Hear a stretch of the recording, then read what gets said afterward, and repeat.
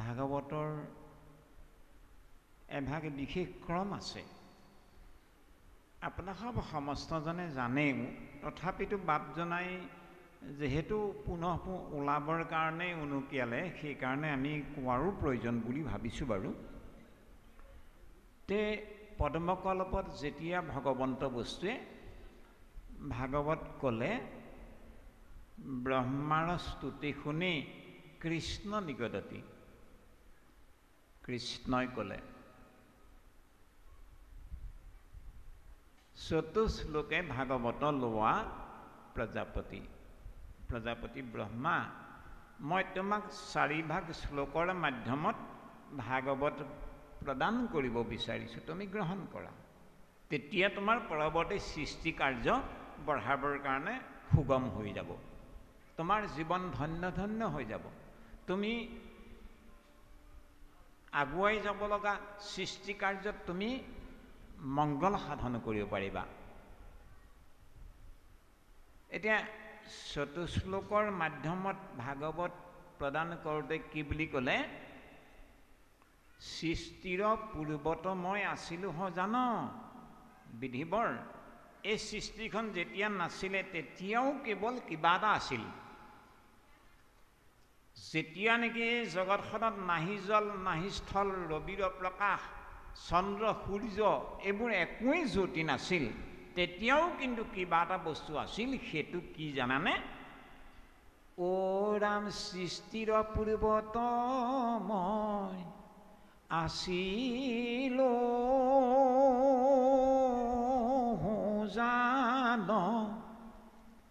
এই যে সৃষ্টি নাথাকোঁতেও জগত সৃজন হোৱাৰ আগতে কেৱল যে মই আছিলোঁ, মই কাৰোবাৰ আকৌ কাৰ্য হৈ নাছিলোঁ বা কাৰোবাৰ কাৰণ হৈও নাছিলোঁ, এই কথাটো কৈছে। সৃষ্টিৰ পূৰ্বত মই আছিলোঁ জান, কাৰ্য কাৰণ কিছু নাছিলে কোৱান।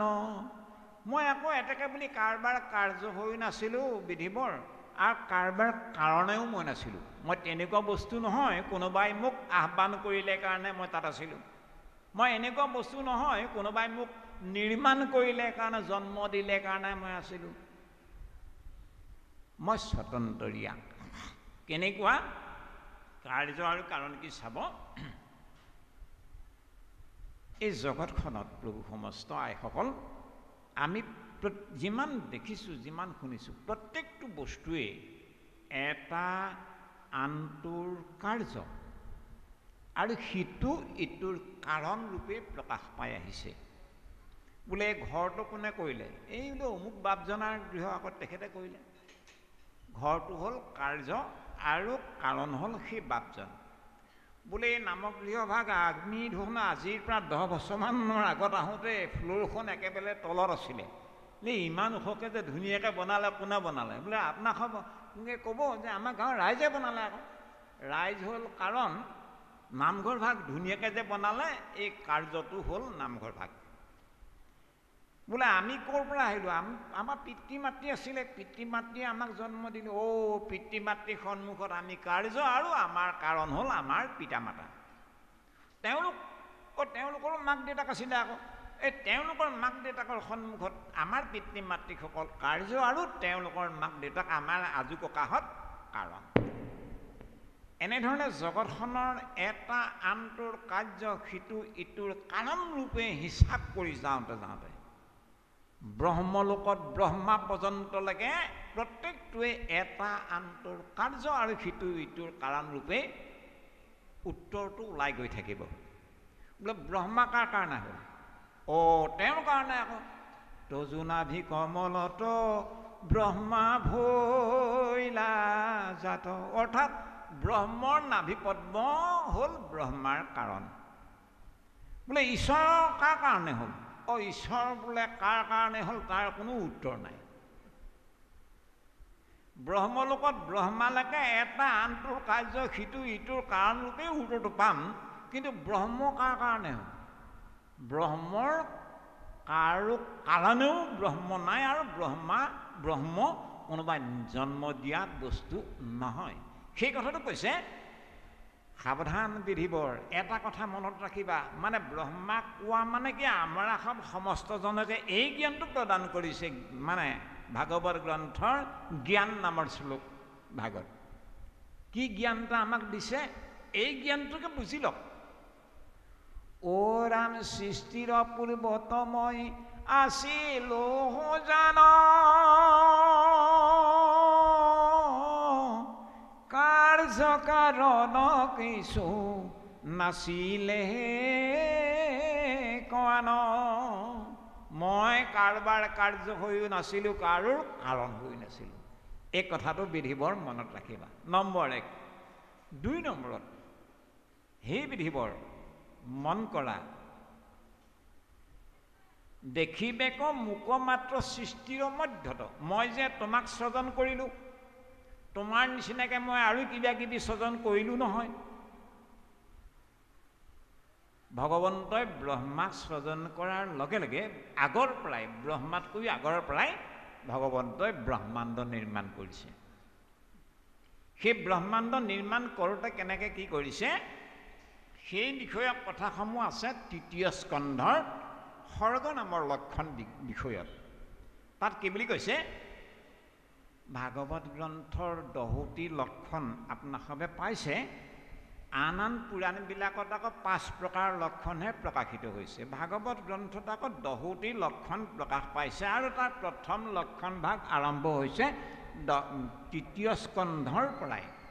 তাত কি বুলি কৈছে, অ ৰাম ঈশ্বৰ ইচ্ছাত যত ব্ৰহ্মাণ্ড সৃজন,